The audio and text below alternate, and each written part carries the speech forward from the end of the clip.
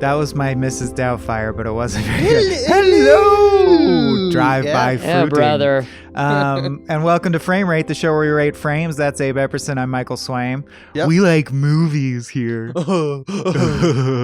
And today we're talking about a very funny movie. I'll spoil that.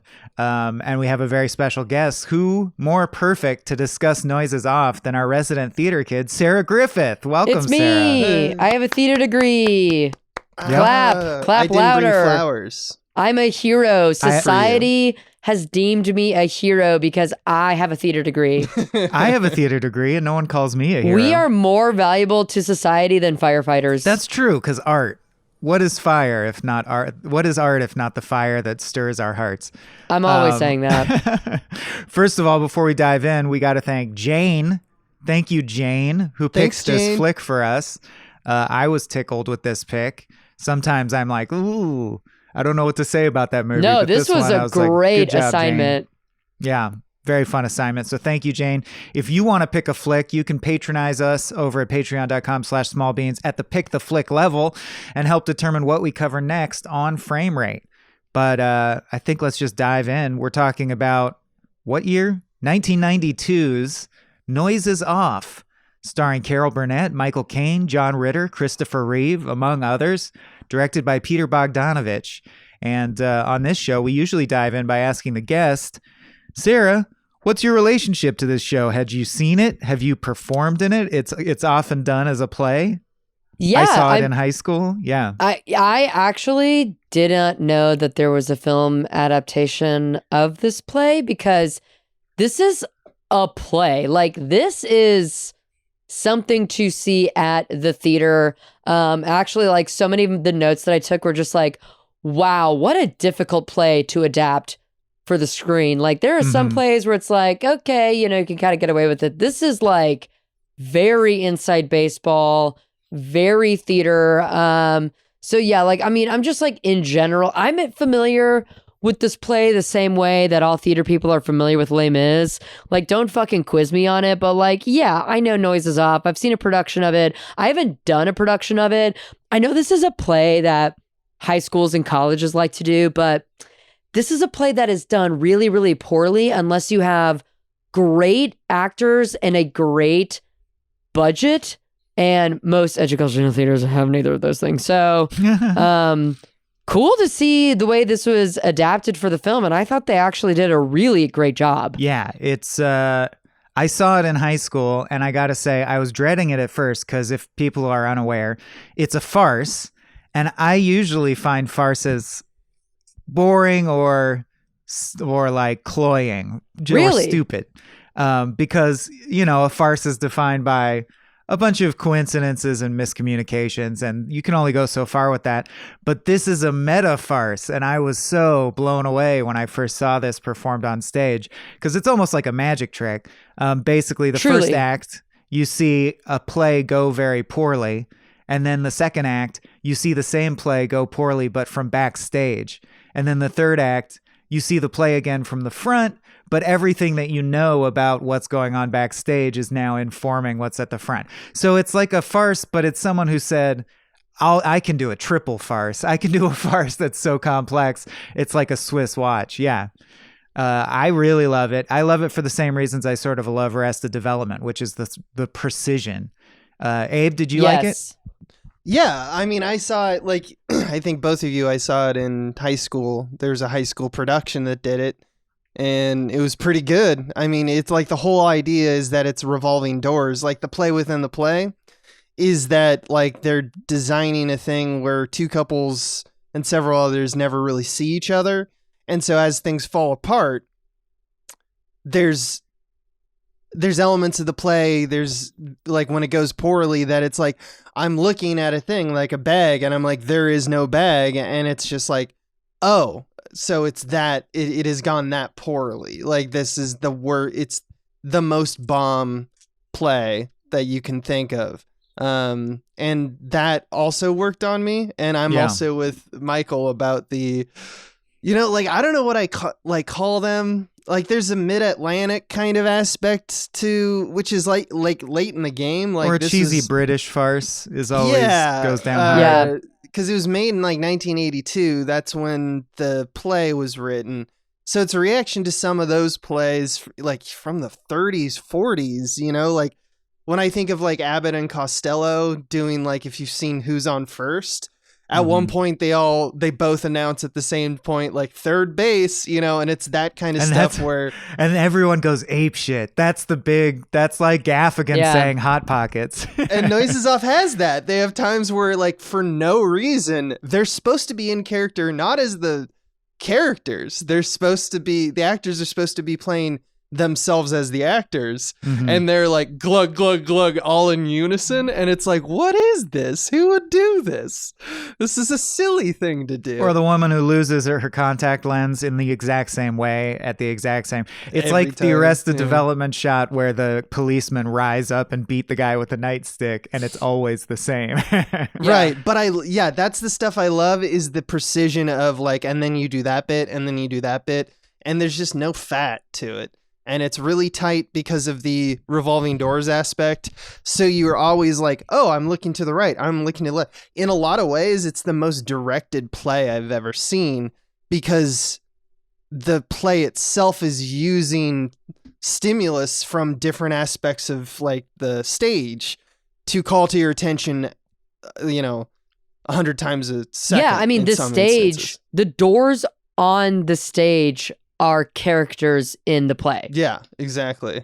Like when you do this on stage, like the props, like the inanimate objects are also playing a role, because they are oftentimes the punchline to what is happening on stage. Right. Yeah, and in fact, too many props is one of the things that is the foil of like everyone's day.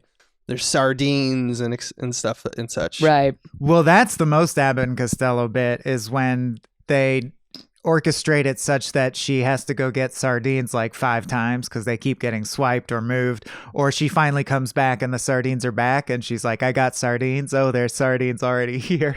Yeah. Yeah. I also love all the sexy, like, this is also very 80s, 90s, the sexy Britishisms, almost like what Austin Powers makes fun of. It's like John Ritter at one point is, oh yes, we'll just manage to fit it in, and she's like, oh, and it's like, I mean, we'll just do it, and she's like, right. Yeah. Like, oh man. Well, each of the actors has and it's double, because behind the scenes, you get to know the actors' foibles as actors, as people. But each character in the scripted play, which is called Nothing On, which I think that's actually very funny. Yeah, Nothing On, Noises Off. Each character has a bit, a very specific bit. So like Ritter is constantly, that's what she said, or, like accidentally doing innuendo and then stumbling over it. And then Christopher Reeve is constantly saying he's dumb and like self-deprecating. I thought that was an interesting game. He is great in this. This gave me everyone is, yeah, like Carol Burnett, everyone's doing high octane shit, but it's like, I didn't not expect that from Superman. From Superman, yeah. Yeah, I feel like I need to go back and watch Christopher Reeve movies that aren't Superman, because that's really all I associate him with, and he killed in I this. know, and I actually kind of thought, like, such a shame, because I, would have loved to have seen, like, I could picture he now would be one of those actors that would have like a few Oscar noms, maybe like, maybe like what Brendan Fraser is getting now, or like any other kind of those like Michael Keaton actors where, we knew them for, this and that and the other thing, but then, they're actually great performers underneath that. And yeah, Christopher Reeve is incredible. You could see a Christopher Reeve come back. Yeah, for sure.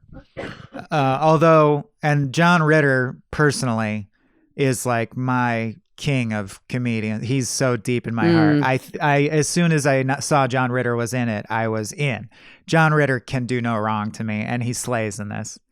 That's like the most Michael Swaim thing ever. It's just like to love John Ritter. The fact that you're a John Ritter head, that's just amazing. Oh, Bad Santa, man. John Ritter and Bad Santa. I love that he, like, it's weird because I'm not as exposed to John Ritter as you are. Three's Company is the main jam. But him sexually frustrated and horny all the time is hilarious to me. Well, yeah, because his thing in this is his front stage character is constantly getting flustered by accidentally doing innuendo, and his backstage character is straight up doing innuendo because he wants to fuck. Can we say also, they're all monsters, right? Especially in Act 2 when they're like sabotaging each other and like trying to kill each other. Michael Caine impregnates one of his actors. Yeah, the stage manager, AD. They say Poppy is an assistant stage manager, but from what I saw, she was more like a stage manager / assistant director, but whatever. Right. I'm not going to get into semantics of who does what in the theater. Well, this is the first time I looked it up and the first time I knew what noises off meant, which I don't know how I navigated my whole theater career. No one ever said noises off. No, that's not. I don't think that's an American term. I knew just based on the context of the play that noises off was like quiet backstage, but I know like in England they have certain phrases on set and in the theater that like we don't do. Like what's the like corpsing? We would call that breaking. Ooh. Okay. Interesting. Because it's like when you laugh during a take, you've killed the take, so you've corpsed it. So like that's when corpsing is dead, like laughing, right. Or like in like I know they say check the gate, which is their way of film. Like that's in America too. Oh, we said that here too. Well, I mean, it's not a theater term that I'm aware of, but it's a film term for sure. Checking the gate means check to make sure that the gate of the film plane is not obstructed or there wasn't some fucked up thing, so we can know that that was not a false take. Back in the day before there was digital, there was a physical apparatus, right? But checking the gate, is that a theater term as well? Because that seems no. Like I just know specific. This is what's. I mean, when it comes to theater and television for the Brits, I'm like, it's one and the same. Yeah, for sure. But no, they just have like a few things that they say a little bit different. And yeah, noises off. I've never, ever, ever in an American theater heard anyone, and that wasn't even a part of like my deep theater education. So this must be like not just a British term, but maybe even like an old timey British expression. Yeah, because I always heard quiet backstage, which is not hard to say. Quiet backstage. It's not hard to say. Yeah. But like I don't know, any there's like a chant in filmmaking, right? Like there's always a like ritualistic weird thing that we do that we all kind of follow to be a part of, like to be an cog in the system and to respect the system, right? Well, like, a film set is the most. I always at Cracked wanted to write a sketch where all the film lingo is wrong, but similar to real film lingo. Because like an apple box can be called a pancake, light can be called a baby. So you're like, bounce this baby off a pancake, and that means something. There's all kinds of weird slang in film and theater. Yeah, I love that. Noises Off has always been a play to me that I connect to high school, not just because I watched it there, but I always thought it was like, it's the perfect play. It's like designed for high school performers, right? Oh, like, and see, I think like that is the surface level view of it, but I think like at its core, you have to have it's harder to a good fucking theater it has to department. Be good. That's why, because theater kids want to be off. thought of like, we're the good ones, that's everybody, so they try that's why we do Shakespeare, right? Like it's like, let's well we do okay, I'm so sorry to theater explain to you guys, but I am putting on my hat. People do Shakespeare because it's free. But there's a bunch of other free authors. Like what, we're not putting on Marlowe plays. We're not. I mean, you're putting on shit, right? Metamorphoses by not Sarah Rue. I can't think of her name. Or Big Love. There's some contemporary plays that high school theaters love to do, and it's because these playwrights are like, yeah, it's free. You can go ahead and use it. There's actually like a whole thing about like rights for shows. Like growing up, was it ever like, oh wow, like 9 high schools are all doing Bat Boy the Musical right now? Right. Mm-hmm. Because that season, Bat Boy the Musical was cheaper because fucking Samuel French or Rodgers and Hammerstein or like whatever the copywriting. The two monopolies that own all script printing. Pretty much. Yeah, no. So they like routinely, these productions, these books will like have like a little bit of a discount. Same with why like You won't That's see too many high interesting, yeah. schools or colleges do Little Shop unless they have a big budget, because the set of Little Shop of Horrors is also copywritten. So when you buy the rights to do a production of Little Shop, you're also buying the rights to the specs for that script, especially Audrey 2. So like Audrey 2, the plant in Little Shop is always going to look like that because that is part of what you're buying, and that's why it's ultimately expensive to do. That's so wild. That's so silly. Yeah.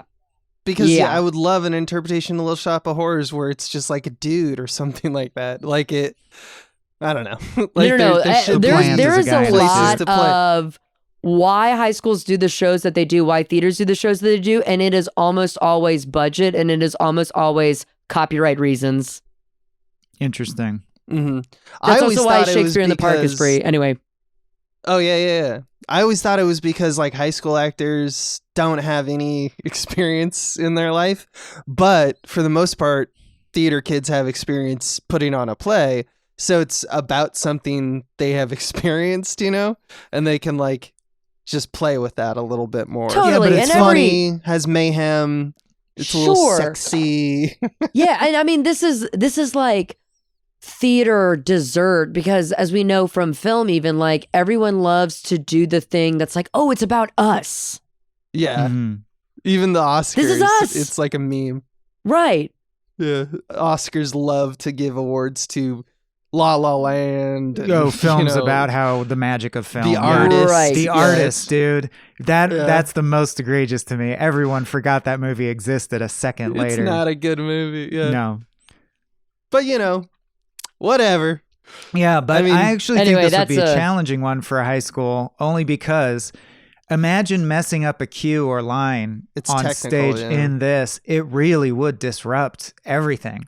Like, because you'd immediately become bewildered and befuddled because you're in the sequence of pretending to mess up. And what if you really Right. mess up? Because when it works, it's magic, right? Yeah. When it works, it's actually like you can get a group of people excited about high school theater, that's a hard thing to do. I'll be Mhm. honest, I don't know any high school that's done this show.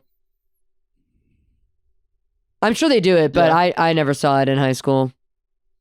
Yeah, we did it. I was thinking about what you were saying about like how scripts were kind of like someone would be like, all right, these are the scripts that everyone's going to do. I mean, just for about. the next 3 years. I remember the one that like followed me was the Laramie Project. Oh, Like, yeah. Yeah. that had a was moment. done during our Yeah. era. That was done like 800 times by every school. Yeah, I also think that is a show that is also, it's like that, and like vagina monologues are kind of cheap to Yeah. do. Because there's Yeah, no that's set, true. if I recall, for Laramie Project. Like, I mean, there's like the fence. Yeah, it's kind of But it's not like you don't have to, like this, you have to build the set, and when it's done Front and back. professionally, yeah, it's every time I've seen it, it's been on a turntable too. Yeah, it almost Wow. has to be in a way because there's not enough space to create Two To sets. break down and Two rebuild. Yeah. backgrounds and then fly one in and fly one out. So Just wait, on an how act do they break. do this in high school? I mean, are these just like really wealthy high schools that have crazy budgets? Yeah, maybe. Yeah. I mean, I think that it can be done fairly cheaply if you just use, the flats. to I great saw it at a effect. rival high school, and I believe what they did is just change some dressing on the set without turning it, so it feels like backstage now, but without changing the set at all. I think I went to the rich high school because we had they It rotated rotated? it. In Yeah. fact, they made a big deal of it. They're like, look at our rotating our theater. Yeah, Sure. because that Table, cost yeah. them tens of thousands of dollars. Damn. We got money over here. Mhm. Yeah, I'm actually really blown away. Like, you're kind of blowing my mind. I've never seen a rotating stage Hell on yeah. a high school stage. We have noises off money, baby. Damn. Anyway, that's not a brag that I should do. No, I My mean, high that's just school was impressive. wealthy. Someone's donating some good money, or I don't know. It's definitely designed for theater, but there's elements that I thought like Bogdanovich did that I was like, wow, this is actually improvement over how I think that you would watch it in a play. Like, he's a very light hand. He films it like a play in a lot of ways. Yeah. Sometimes he films like overs when it's needed, but he plays most things in like 2 or 3 shots, which Yeah. if you're just you're an audience member, you focus on where the action is. It's very and- lightly directed. Yeah, but then there's like great stuff that it's like almost like a better version, because like he plays with foreground and background, like a row of people on the top floor, camera low angle, another scene in front, like foreground on the bottom floor. You can't get that angle for for a play like this, and it didn't feel out of place. And I think that that's hard to do, and it has to do with like, Yeah. it's just how And he adds little smart stuff. of a director. Like there's one shot at a particular point that shows a security guard backstage just shaking their head at how and I imagine that's not in the play, because why would you just have that one guy there to shake his head? Yeah, sometimes when you're watching a film that is an adaptation of a play, it's very obvious because you're like, we've been in the same room now for 45 minutes and we've had the same 2 camera angles this entire time. And what was nice about this was like, I made the note that like, because I'm familiar with the play and I know this is a play, it's easier for me to appreciate like, this is great camera choreography. The little pieces that he gives us of like outside the theater, even that guy running to get the flowers and running in and out of the theater door. They had this one shot in, I'm calling it the second act because that's what it is in the movie, but when they're backstage and they have that one woman running to the dressing rooms and back, and you can see her running down a long hallway. It's like these little payoff moments you couldn't get on stage, because on stage you only have like 40 feet of like north and south that you could really reasonably work Play with. Yeah. So like filling the entire space, even just like cutting to the audience watching the play a few times, nice little touches, but yeah, not over directed. Yeah. And then actually filler material. There is some extra material with basically Michael Caine talking about how the show's going to be shit. Is there a problem with your seat? Yeah, it's facing the stage. There's several embellishments that I thought were really funny, like all of his narration. Definitely. Can we talk about like the ending, because the ending is different from the play is different. The play goes full farce and it's like, I mean, it's kind of a tragedy, the ending, it's just like, well, fuck it. Whereas this one is, hey, like they figured it out and it had a great run and he took credit for it, basically, even though he did nothing because he's a terrible director. And that ending, man, I laughed out loud to this ending because I was just like, it is so over the top of, and then she was there and she was happy, and then he was there and he was happy. It almost, there's a moment where he almost like says like, and there's one more thing that I didn't tell you folks, because he's talking directly to or he's talking directly through narration at this point, and he reveals that he has like a wedding ring, and he's like, I got married with Poppy. Kind of they really made that whole like the Poppy pregnancy. I've never seen any production of this make such a meal. The fact that she has a bump is also like, okay, wow, we're really watching a film. They God bless them. They really made an ending to this, whereas I think when you see this on stage, like curtain falls and then you just know it's over. Well, I think the final offer in the play is that the actors have to pull the curtain down themselves. I mean, that sounds like that's how you end it, right? Yeah.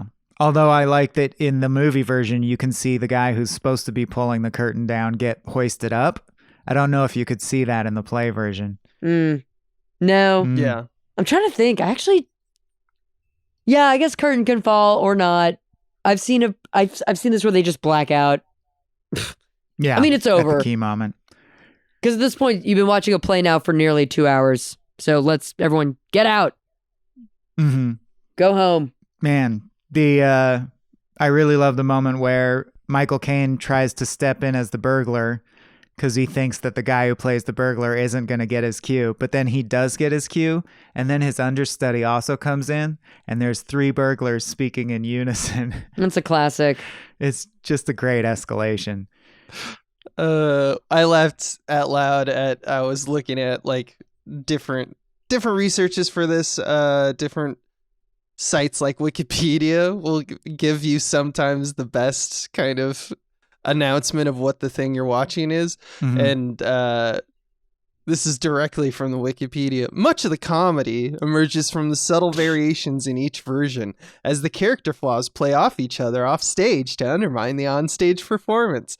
It's just so funny to me when, like, you have to explain to someone what's funny about, like, something like Noises Off, you know? Like, oh yeah, you see, it's the contrast. It's a contrast. Hey, There's that's our comic job. dissonance. That's what we do. I know. As we do it, it's just funny to me that when you read it, you go like, oh, that's hard to swallow. Yeah, that's why we do it conversationally.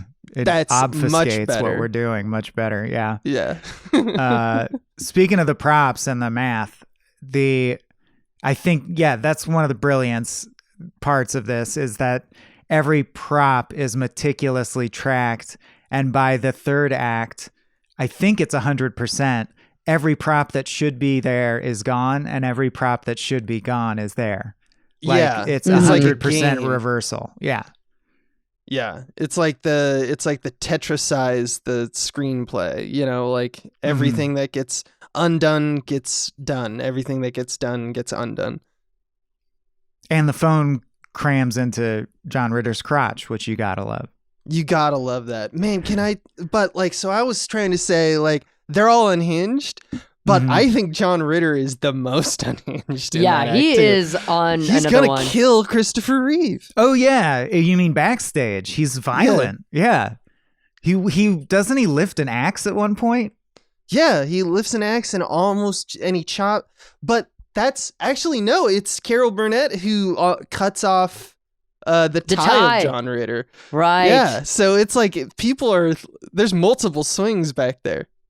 It is also crazy how much it's funny because it's like on the one hand, they obviously still care that they are acting in a play because they still manage to get on stage and say their lines and do their best. And yet when they're sabotaging the other actors, it's like you're making the play bad. Like, yes, this is like the classic actor spoof of like, you look good, but no one else on stage looks good. And in some cases, like, they're not like when they tie John Ritter's shoes together, tying the curtains together and stuff like that, it's like, great, you come off looking amazing, but you know the rest of this play looks like shit, right? To the audience, like, yeah. it's horrible. Yeah. I'll be honest, I couldn't always track why the people backstage hated each other or who hated who. I think this is clearer on stage than it is on a film like this. Personally. Like when they tied John Ritter's shoes, I'm like, why is it that person? Why do they hate John Ritter? Yeah, I can't remember. Do they break it out more? Do they have because like it's because like the big joke is that like everyone's sleeping with everyone, and I guess I think he and Carol Burnett are together in this, and he saw Carol Burnett. I can't say this name for some reason today. Sorry, Carol Burnett. And Legend. Christopher Reeve were having a moment, and Ritter saw that, and then I don't know, chaos ensues.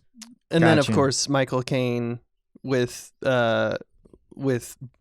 Vicky or Brooke, and then Poppy. with Poppy. Yeah. So it's basically everyone but Selston, the old Dylan drunk. Elliott. Yeah. Yes.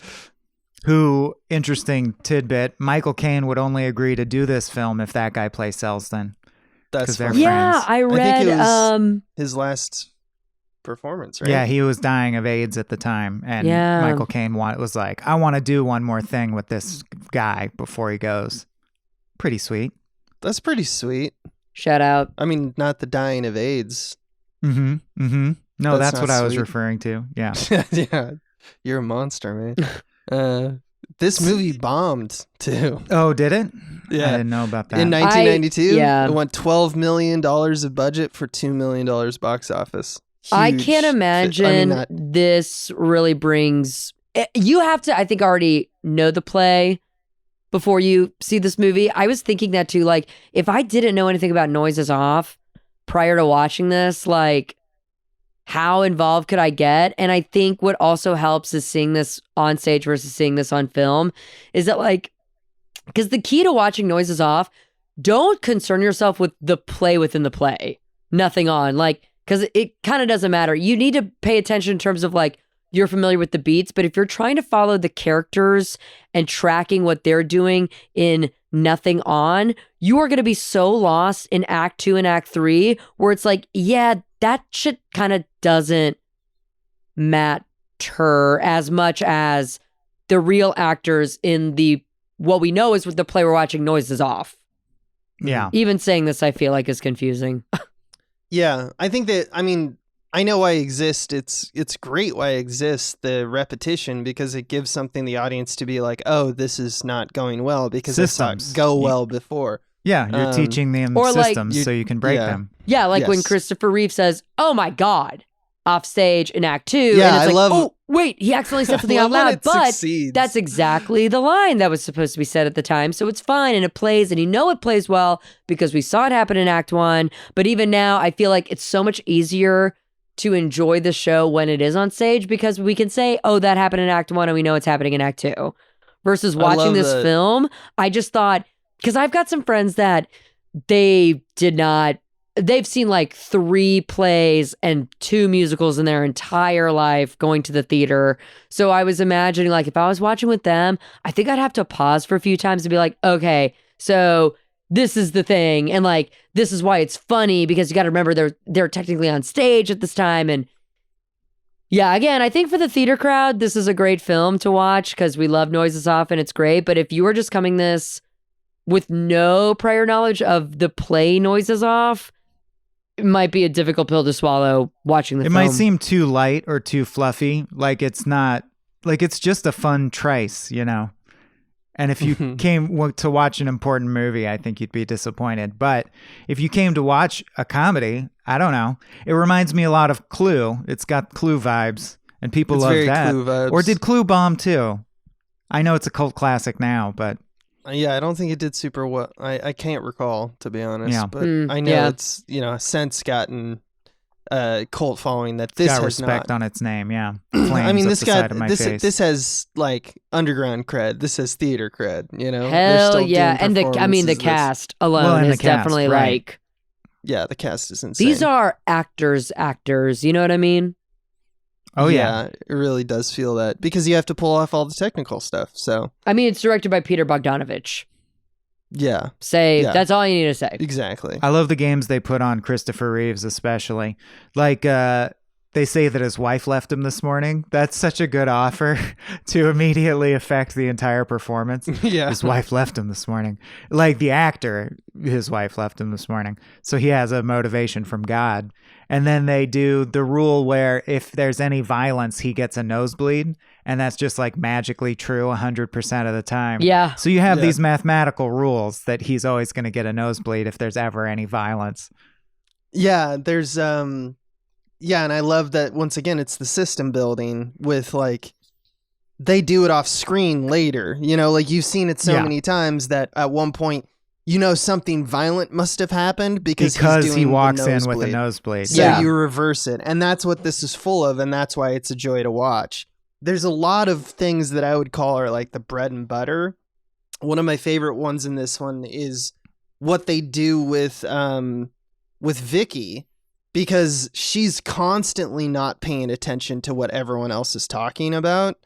Like this play, this movie has like a lot of emphasis on multiple focuses. Is Vicky the one that John Ritter is trying to get into bed? Yes. Okay. And it's like not having a character not paying attention, and then as like a button as a part of the conversation is like what did you just what were you talking about is a good way to make it seem like it's not the only thing in the room, so you as the audience member, there's an implication of a larger world, just because the thing that was seemingly the most focused thing, the conversation, it wasn't relevant to someone on stage. And that feels so old school. Like it's like so very, like Brighton Beach memoirs kind of style, but it's still in use today. Like go and watch like the Safdie brothers. Think of all the times in Uncut Gems that they do exactly that. But for that movie, it's all about like overstimulus. But here it's just to show that everyone's kind of aloof or self-absorbed.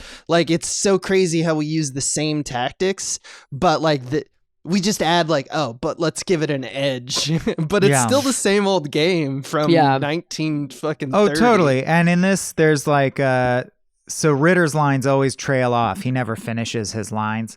And then several characters have repetitions lines over and over. There's the woman with the contact lens who only asks questions. It's like she's playing that improv game, questions only. Why? Who? What would? Right. And it reminded me of certain Coen Brothers movies like Raising Arizona and Oh Brother. And yet I would call those movies very different than this movie. But it's patter, right? It's banter. Yeah. The banter overlaps. There's a core thing about patter that we all love. Yeah, and it makes it seem impressive, kind of like what Sarah was saying. It's almost like it's for the actor. The spirit of vaudeville is still alive in quick talking. Yes, Preston but it's Sturgis. there is a charm, but it's also the kind of charm that like someone who doesn't give a shit about theater or about movies is also like, all right. You know, I guess, like, but then cool, like Gilmore Girls has it. You know what I mean? So I'm just saying the idea of talking quick and having very specific banter with repetitious phrases, I think it will always be with us in different forms. I think sure. Any writer, because it's a writer is making it, so like it has to be written. They fall in love with good writing, right? Yes, but it's a specific kind of good writing. I would not call that the only kind of good writing, right? Oh, well, yeah, but I mean, I'm just saying that It's they pattern. like if they're doing a screenplay, you know, then they're looking at other screenplays and such. But it is funny that through time, we just keep using the same games. This is a very effective game. I definitely put myself not on the Oscar side of like, oh, movies. I love movies. But at the same time, this does work on me, so I'm somewhere on the spectrum of like, yeah, I like a good theater joke, I guess. But you mean if you had seen this play, technically it's a play about a play, which you kind of do jerk off motion to sometimes. Yeah, exactly. Yeah, but the joke is on the theater because like ultimately we're laughing at these actors for being like even like the through joke that like all these actors are sleeping with each other and there's these love triangles and the director is sleeping with like 3 women in this cast and blah, blah, blah. Like, the joke is on us. And when I say us, like, the theater people. Yeah. Yeah, for sure. That's so what it's gives less us the La La allowance. Land and more in-jokes about, which was true. All the theater kids in my school were the horniest kids. Is that true for you, Sarah? No. No, actually, I would say no. But there I wasn't also a lot of drama? Well, I went to a performing arts school, so it's like a little different. Like we didn't have sports. So like it was the theater kids, it was the music kids, it was the jazz kids, it was the dancers, it was the art like all of our genres of student at my school were still in the arts. So I don't know, it's just kind of hard to You compare? had fucking jazz kids? That's so sick. Oh, well, our music department is like Bebop, man. 50%. And so like within music, you could do, I mean, our jazz group is actually fucking amazing. Jazz was amazing. We have mariachi. We have magical singers, opera. You could just be like a pure instrumentalist and orchestra. Dude. No, it's like, what kind of kid were you in high school? I was an opera kid. So weird they were all to just me. lumped into theater where I went. But that's and pretty then dope, even within though. theater, like people are sometimes shocked to hear I've done 2 musicals in my whole life, and that's because my college program they didn't have damn near anybody who could sing worth the fuck. I never studied musical theater. I only did plays. Yeah. Same. It's just sometimes I people was like, in a chorus oh, once. Musical. It's like, oh, come on, you I know, did like one. like sometimes people give me a big song to sing in karaoke because like, come on, theater kid. I'm like, I didn't fucking study musical theater. I'm not do you think I am a soprano? Me. Whenever I tell anyone like dentist or doctor or someone who asks what you do, I say I'm a comedy writer. They say a sentence. Say that something makes me funny. laugh Yeah, right or tell us now. a joke. Yeah. Hate it. That's why I always answer that question with, I'm a con man. Because then they're not going to want you to do it. They don't 'cause want- they'd be conned. That's a little joke for everybody. That's a little joke from Abe to you. We like to joke here. Mm-hmm.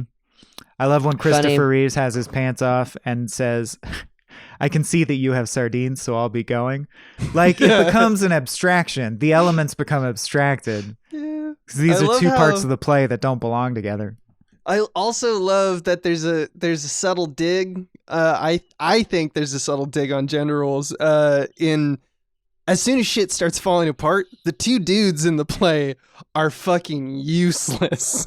Yeah. But Yeah. the women, like all three of them, like power through it. You know, like they're and like, Poppy no, we're doing especially. this fucking play. Poppy jumps in and plays characters and does whatever she needs to do. Poppy's She's great, not but there actually, backstage. You know who is like actually carrying this whole show is Belinda Blair, Mary Lou Yeah, Henner. dude. She's really the one that is running point on everything because she's the one that's got to hustle from backstage to onstage to the dressing room and here and there to make sure everyone is where they're supposed to be. She does seem to be the kind of like, she like feels like the assistant director, the true assistant director. Like, I got to hand you that. I got to do that. I got to make sure everyone's on their Yes. cue Yeah. while everyone's doing their outrageous slapstick comedy. My favorite being the drunk Selsden, the burglar, who just can't, like, I've never seen, I know it's farce, but at times it like reaches and grasps for real life, like it's having a human moment and laughing about it.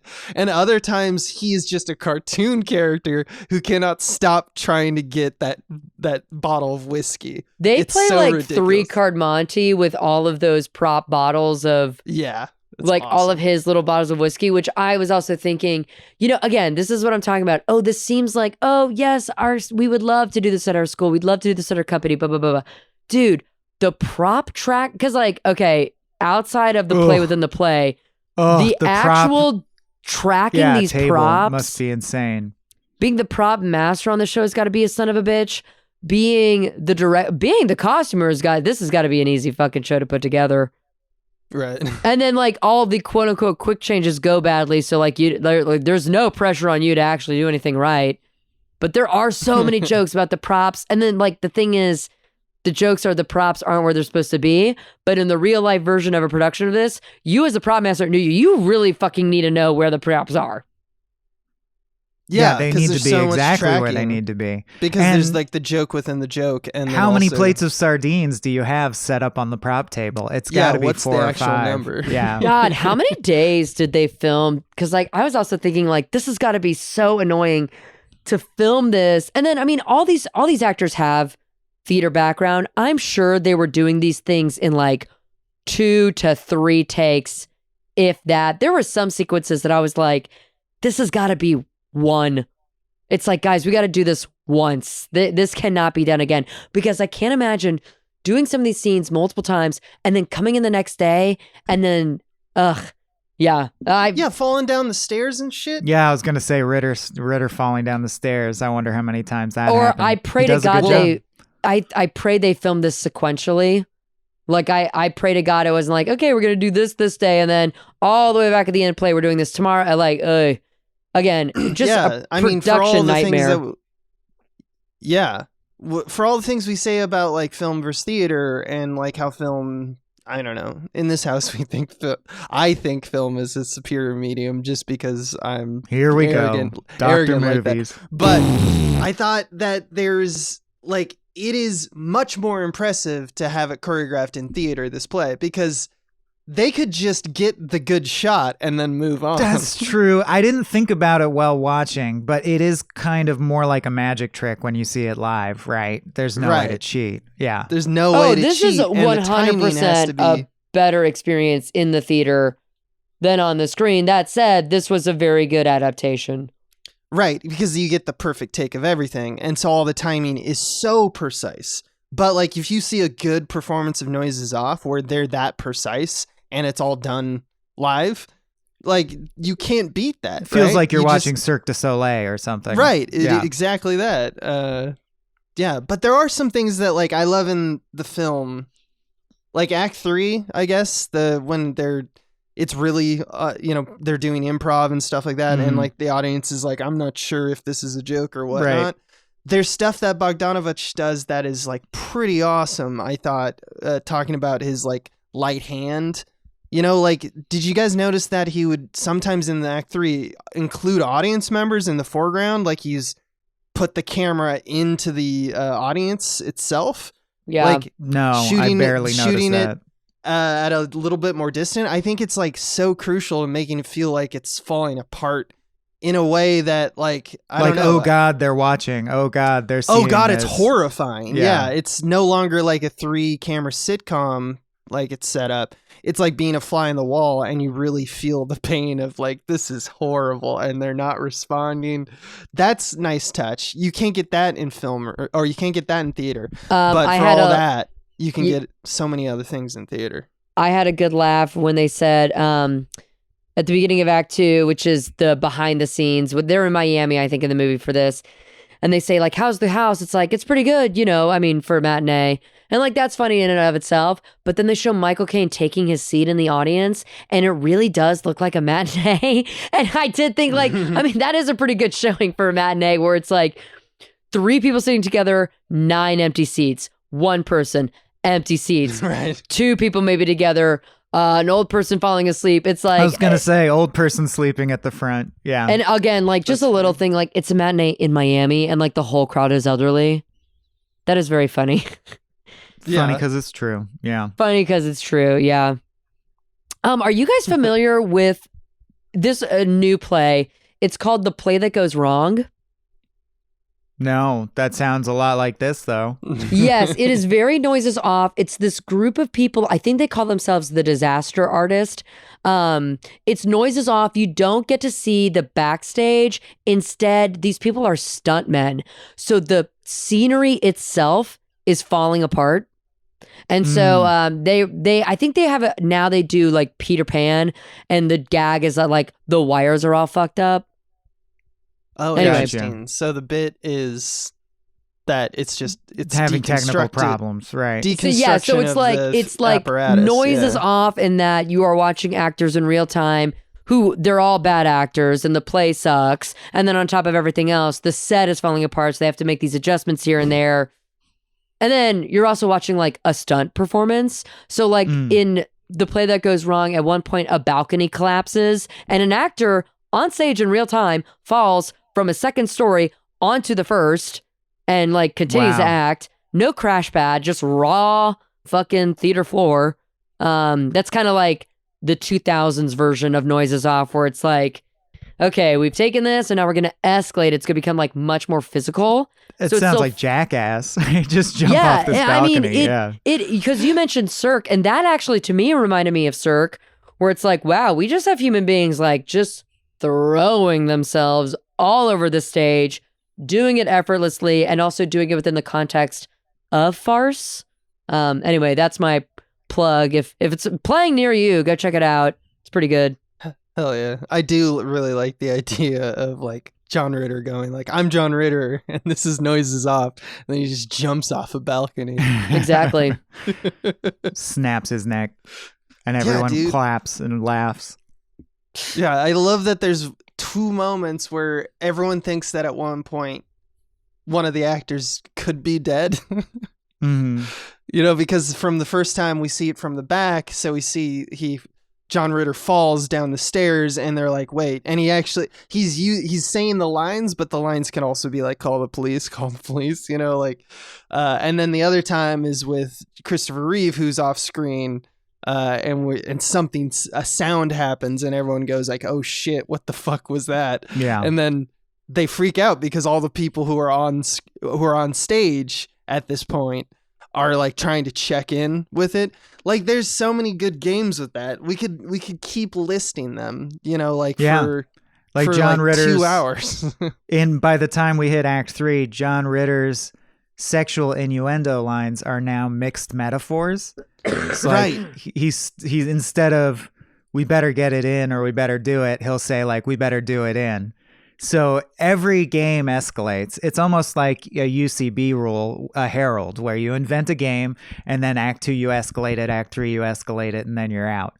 Right. They always complicate it one step further, and you have to track that. Or you don't have to, but the more you track it, the more jokes there are. Right, but it's so atomic, you know, and Yeah. I mean that in the sense of like the words themselves have to be like improved, the phrase itself has to be improved, And the physical sentence bullshit. and the paragraph. It's like it's layers within layers of games. And that is something, I don't know. I don't want to be the guy who's like, we don't make them like we used to, but like, I don't see that as often as our main source of, like popular Arrested Development is the last place I've seen it. Very similar feel. Yeah, that's probably true.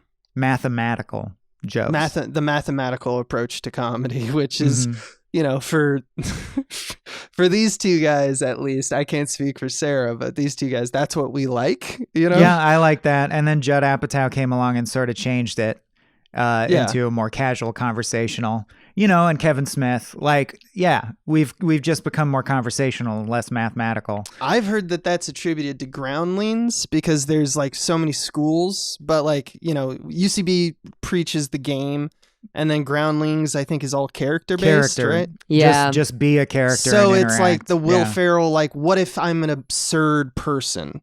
Or even all the way comedy comes from that. I Think You Should Leave is not mathematical. It's get the character and have that character just batter at the audience. Yeah, and just be like an undeniably hilarious performance. Yeah. And they're both work. I mean, there's no right answer, but it's true that like the Apatow, like what you're pointing out, it's almost like it's just different schools taking over.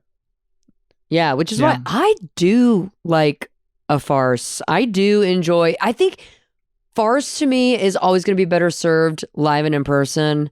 I don't know, something about this again is a good adaptation. I was on board. These are Carol fucking Burnett starts the film. I'm in safe hands. I trust this. I'm there. But yeah, like it really tightly, to me, it's like music. Like if you don't have to know shit all about Mozart, but if you were listening to a symphony and one of the instruments played the wrong note at the wrong time, you would fucking know. Yeah. Yeah. And while to the audience, it just seems like a cohesive, fluid piece. Of course, on the sheet, it is something that is very, very specific, very mathematical. So when we're talking about farce, when we're seeing these kind of like really tight, joke a minute, gag a minute, gags that come back, jokes that run throughout the show, and then the one-liners. Like, it's just very specific. I enjoy when that's well done, of course, because obviously nothing, and I mean nothing, is more horrible than seeing comedy that is not done well, which is why I say this is a play. Oh, people love to do, but I'm like, okay, but do you have the director for this? Do you have the cast? The stage manager for this. Yeah, the prop master for this. Like it's got to be like all hands on deck. And I did make a thing about like the set is also expensive. I guess you could do a version of this where the set doesn't have to be expensive, but the jokes have got to be tight. They've got to be timed. They've got to be well done. And when it is done, god damn, because I'm like, it's like sports. I'm like watching it like, yes, you're doing it. Yes, that was so good. Yes, that was so tight. Yes, awesome. Totally it was perfect. Yes, let's go. Dude, I want to just follow you to productions of Noises Off where you just lay into the people for any time they screw up. Honestly, it almost feels like high schoolers shouldn't be trusted with Noises Off. They shouldn't be trusted with Noises demanding. Off. I agree. I do think it can be done because I have seen, even as an adult, I have seen some high school productions and I'm like, god damn, like 4 of y'all are really going to get a lot of scholarship money and go to Michigan and go to Carnegie Mellon and like all these excellent theater schools, like 100%. But wow, like there's a few roles in this that you could probably put some bum half-ass actors in there, but like this is a play for people that can do plays. The director, don't put your director's the technically easiest role. You could just have a normal guy do that. Oh, I'm looking at like Tim, the stage manager. Like there's a few you could probably phone in. Yeah, but Tim. yeah, this is the thing. Yada. Not to get into this, but like so many educational theater programs do cater more closely to musicals, which I understand why, and I love musicals, so like all well and good. This is not the show that you can put like your top soprano in and like, well, she's the lead in all the other things. It's like, but is she funny? And can quick. she do the jokes? Yeah. Does she have the internal comedic clock?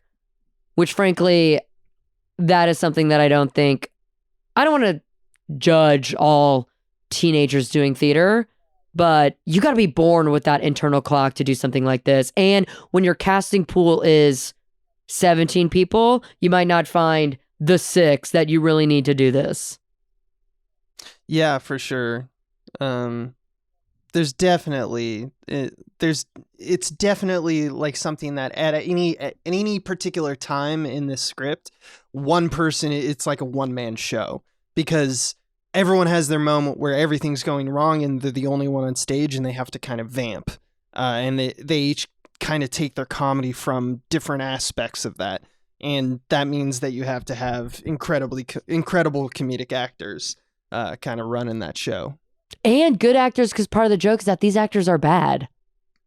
Right. And yeah. like that's So hard. if You're a bad actor just anyway, now you're putting on that you're also a bad actor, which is like, yeah, girl, you were a bad actor before you started doing this play. it's really can be easy to hard. dig yourself into a hole. Yeah. Yeah, I actually made a note that like actually kind of underrated skill is to be an actor playing an actor, because like the backstage stuff, okay, that's all well and good, but when you're playing an actor playing a role and you need to differentiate the two, it's subtle, but if you don't have that nuance within you or a good director to guide that, that can also get really messy, because then it's like, so what's the difference between nothing on and noises off? Mm-hmm. Yeah. I love that it's interesting that they're taking digs. Like most of the show is like we were talking about how it's making fun of theater people. Like the idea that the play Nothing On that they're doing within the play Noises Off is that it's schlock. You know, it's like, oh, it's mostly to see It's kind like of dinner naked theater. people in silly circumstances. Yet at the same time, we have these shots at the beginning, especially in Act 1, where things are going wrong, but they're still in the rehearsal, so everything's like fine. Where it just cuts to Michael Caine and he's just smiling, and it's that at those moments I felt like I was watching The Artist a little bit, because it was like, yes, theater, you know, like it's working. The play is working. It's such a beautiful thing to behold, and that's funny to me. So liking theater is funny to you. Appreciating theater, Liking theater seems dumb to you. You know, like having your cake and eating it too. That's all Yeah. I'm saying. I'm not saying it's the worst. I'm just saying they're saying like, yeah, fuck the theater. The theater sucks. But also, God, I love the theater. It's funny to have those back to back. Yeah. I don't know. Well, Dr. Movies. I mean, this. Go ahead. No, I was gonna say like, I mean, this play within itself, like, writing Noises Off. The playwright, he had done. The guy's name is Michael Fran. Cool name. Fran. Love it. He's written farces prior, and I think, if I recall correctly, like the origin of this was that he was just backstage during a show and like all this bullshit was happening unbeknownst to the audience out front, and he was like, wait, this is actually more compelling This is the show. than the mediocre. No, truly, like, this is way more compelling than the mediocre schlock that's happening right now that the audience is falling asleep during. So yeah, it is equal parts like get a load of this shit, but also like I couldn't do this anywhere else. Yeah. Yeah. Yeah, I'm reading it right now. The two of us. He wrote a play and saw it performing, and then it was like, this is nonsense. You know, like the thing I'm doing, it's sillier to do the thing. And he was right about that. The meta comedy, the meta farce Elevates it so much. like, yeah. it's longer standing. We're still saying And its name. yeah, you know? ones that don't break the fourth wall, that are just like dinner theater farces, I really look down upon. Like, I don't think they're good. So Noises Off is the one that snuck by. So now I was going to say Dr. Movies is shitting on plays. Now I'm kind of shitting on plays generally. So I think it's time to wrap up Yeah. before we alienate Jane. Thank you, Jane, for picking Noises Off. Thank you, Sarah, for joining us to talk about it. This has been delightful. For the record, I think theater is better than film. Good. Say We got that. one. Print and cut. Yeah. I just want to be the voice here, you know. Print and cut. Film terms, by the way. Yeah. Lights, camera, Okay, action. I think theater is better than film. Curtain. There you go. Fair and enough. scene. Fair enough. And that's and scene. I don't know, man. Teach their own. And teach, they're Jane, I guess. Jane, good job. Good job. This is a great pick. And you know what? If we had, let me just say, if we had better arts education in this country, I think people would understand that actually going to the theater fucking rocks. And I think we should do it more often. So yeah, the live that's my aspect piece. is magical in a way that film can't reproduce. Even going to see like improv or stand up or any live performance, like, come on. Yeah, there's Come on. an energy to it, but there aren't giant CG spiders fighting Batman. It's so true. Well, I mean, I guess there could be. Did you see that?